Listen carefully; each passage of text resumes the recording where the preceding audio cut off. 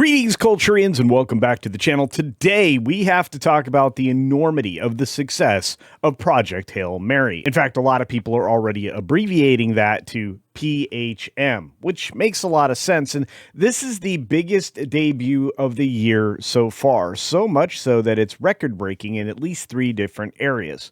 But it had a start that nobody in Hollywood or at any of the trades or even at any of the regular sites were willing to promote and say, hey, this is a good thing. Hey, this is surprising. Hey, Amazon may have done something right with this MGM branded film. And they have a slate of films they are going to release into the world, including Masters of the Universe, which is coming up shortly, which I'll also review. But I am very much excited to tell you everything that happened over the weekend. So here we go. Now, before we get started, just a real quick reminder, please double check you're still subscribed. If you're not, hit the red button or whatever color it happens to be and turn it to subscribed, and then click on the bell icon to turn on all notifications. If you could just hit the thumbs up button now, it'll save you time later when you're commenting on how brilliant this film was. Many of you have seen it already. If you haven't commented so far on the previous video I did, my review of this film, please comment down below about whether or not you've seen it, plan to see it, or what your thoughts were. I'd like to know that. But let's start here. We'll start with the Variety article that kind of got me started on this path of going through all the numbers. And as you take a look at it, it started at $12 million with previews. And to be honest with you, which is important, this was accumulated not over just Thursday, but also previous other days. There were some early viewings because you were a Prime member, I guess. I didn't notice any of that, but a lot of people saw it even earlier, and they were ranting and raving before I even got a chance to do my review. So that tells you a lot of things. What it also tells me is that only really generated $2 to $3 million of this $12 million preview number. There's a reason why people are talking so positively about this film. And if you want to go big, go big. Give your perspective on something, thinking that it's going to be massive. And you know what? I don't fault Cosmic Book News for being high on this, because I would be too. Whether it's Matt or anybody else that wrote this article, this is a big prediction. Setting a $100 million global box office debut after blasting off to $12 million in previews. I'm not sure we're going to get there. If we do, I'm going to be happy, pleasantly surprised, and very grateful to the folks over at Cosmic Book. But they weren't the only people to be very excited about this. And, well, let's jump into the heart of the matter. Project Hail Mary, $77 million plus U.S. opening, nears record stratosphere for a non-franchise pick. Reps at Amazon are high. Over the moon, I would imagine. Best year-to-date A cinema score update, not to mention the other reviews, which we'll get into in a moment. But this from Deadline stating that Saturday morning, what has been the best use of theatrical by a streamer so far, Amazon MGM Studios' Project Hail Mary is answering exhibition's prayers with a $77.1 million weekend. That was where they were on Saturday. This number, I think, has creeped up even higher. This puts it as high as you could imagine, and it looks like it's going to fly by I Am Legend, which was $77.2 billion back in 2007. Excuse me, million, not billion. And it's got the best start for something that's a non-franchise, non-sequel film, which is all they were trying to promote on the other side with the animation from Pixar Hoppers, which seems to have slowed down considerably and may not make any profit at all, but we'll get to that another day.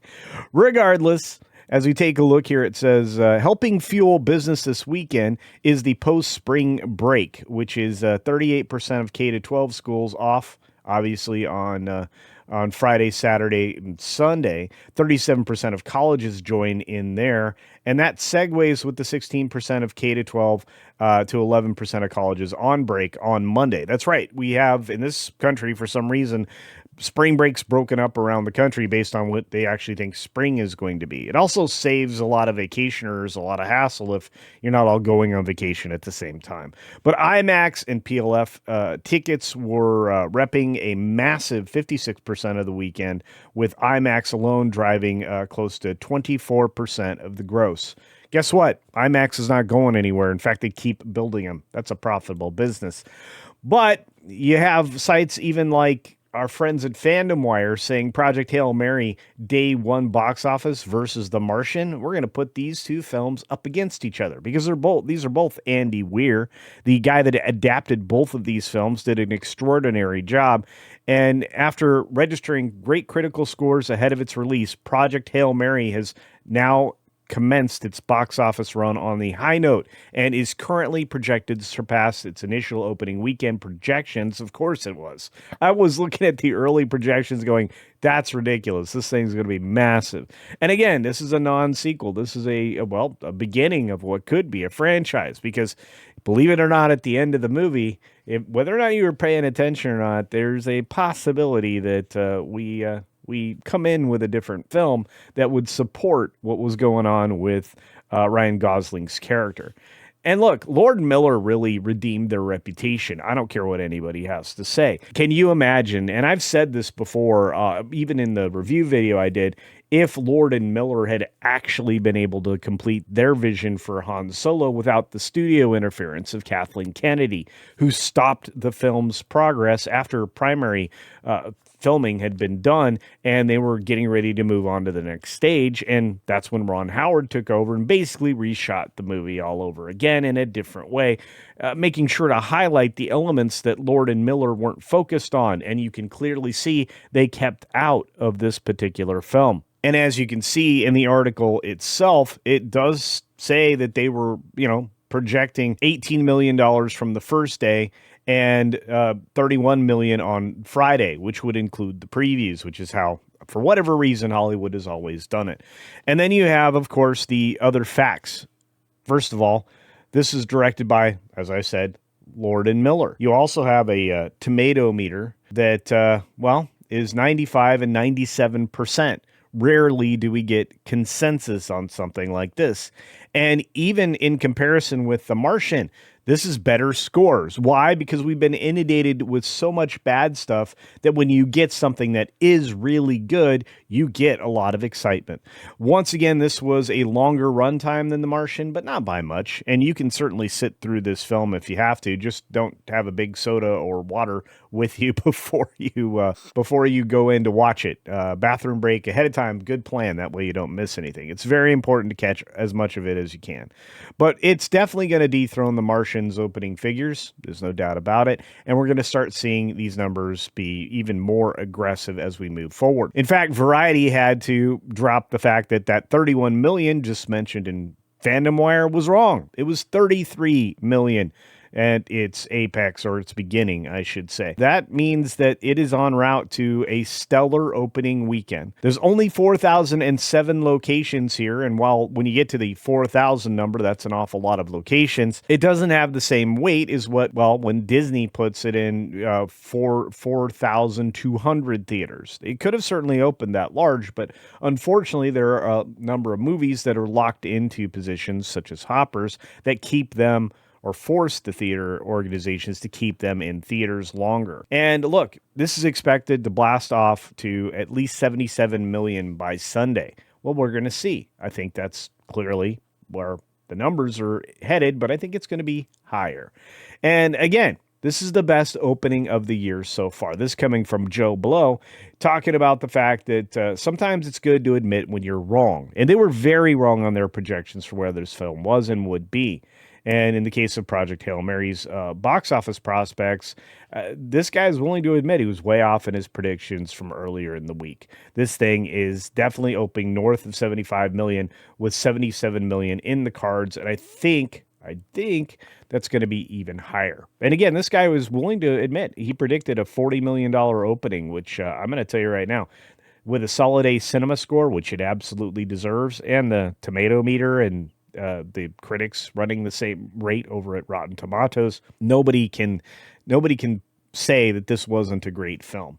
This is a massive success for Amazon MGM, and they spent a ton on it, $200 million. That was not a small budget like, most studios are going to have to hope for going forward if they want to continue to push the politics. The IMAX 70mm release really is paying off dividends. As I said before, with huge numbers, about 25% of the box office. Our friends at Hollywood Reporter are running with the same thing Variety said because, well, they're the same company.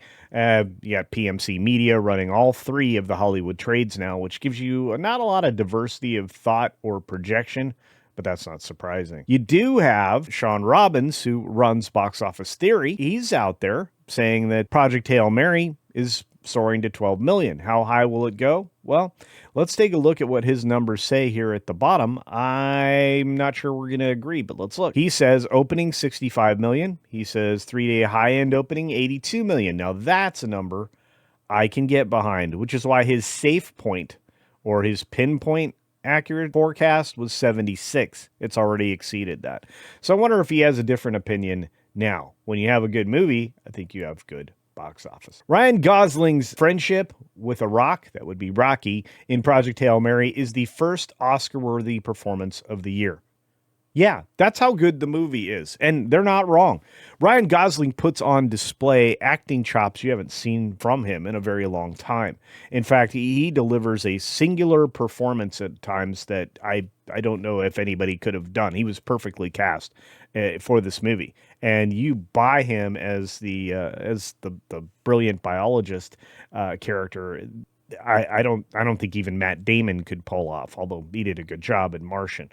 Look, perfect timing, perfect part of his career to have a massive success, and that's going to be this movie. In fact, I'll even say it this way. I think Ryan Gosling may have set his level as far as performance and what he'll make in the future by doing this film. I think this was a film that Amazon really wanted to have succeed after two dismal failures to start the year. And they, like I said, they have 13, I think, films in total for 2026. And again, Masters of the Universe being one of them coming out here shortly. But the box office has broken 3 major box office records as the opening weekend total is revealed. Well, it's not quite done. It's still going great guns, and every day it's overperformed its estimate, which is wild.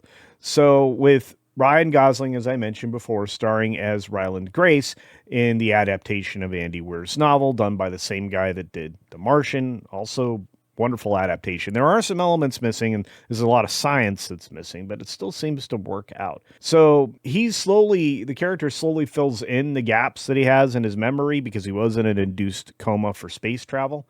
But his job is to save humanity, hence a Hail Mary. Anyway, Deadline reports that Project Hail Mary has broken 3 box office records, including the Amazon MGM Studios record, Phil Lord and Chris Miller's record, and a record for a non-franchise March opening. All of which are very specific, but not something to, hold your nose up at.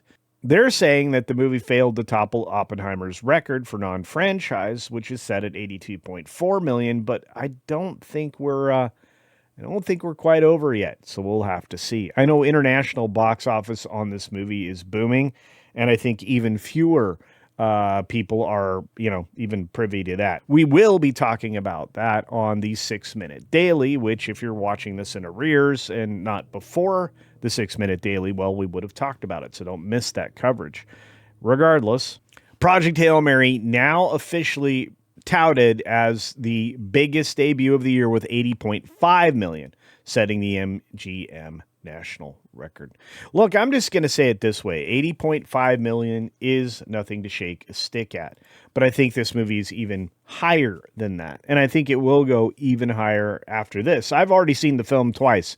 People have seen this film twice already. I'm looking at a third time. That's how good it is. That means I'm willing to sacrifice 2 hours and 35 minutes of my life each time I go because I enjoy every moment of it. It's the first time you can walk out of a theater in years and feel something good when you leave, not feel dread or dire underperformance or any of the other things that seem to be happening in our modern world right now. That's the other thing that goes away with this film. The modern world. There's none of that present in this, and you don't have any elements of any messaging aside from a save the earth kind of a general message in total. What I will say is this is the biggest opening of the year, and there's reasons for that. And if you haven't seen it, I would highly recommend it. In fact, everybody that I also trust is recommending this film. So hopefully you get a chance to check it out. With that all being said, I want to know, what do you think? Do you think that this is going to send a very solid signal to MGM and all the other Hollywood corps now that fans don't respond to woke garbage, but they do go to good films? Do you think they're going to look for better books like Andy Weir's to adapt in the future rather than, well, rely strictly on franchise films and sequels and threequels and prequels and all the other things that are seeming to still fall short? We're going to see just how original the animated Pixar film ends up at the end of, well, maybe this month, the end of March. We'll know just how overblown that was and how overhyped it was and just how silly it was to do so. But with something like this, reaching for the stars in a way that I actually think this one might break even or pull a profit, hard to say. I think we're going to start to see a change. I think Hollywood takes a long time to change, and I think you're going to have to wait 2 or 3 years. But hey, that's all my thoughts. What are yours? Let me know your thoughts in the comments section down below. I want to know, do you think this movie is one of the biggest earners of the year? And if there is something else, what would it be? Also, did you notice that this thing can be seen by ages, well, 12 and older rather easily? There's not a lot of foul language, if any at all, that I can remember. There isn't any messaging. There's nothing in there that will run afoul of anything other than a good time friendship film that I would put akin to something like Enemy Mine. You have two aliens meeting and cooperating in order to, well, create a positive outcome. And where do you get to see that kind of thing anymore? Also, do you think it's not quite amazing that the puppetry that was done with practical effects for Rocky just absolutely sell the character, as do the physical sets and everything that was built around them? That's why this movie cost what it did to produce. Let me know what you think of all of that down in the comment section below, as I said before. And make sure, again, you're still subscribed. And be sure to comment down below. Makes a huge difference. On that note, be sure to take care of yourself, take care of others, and until next time, see ya. Hopefully seeing Project Hail Mary.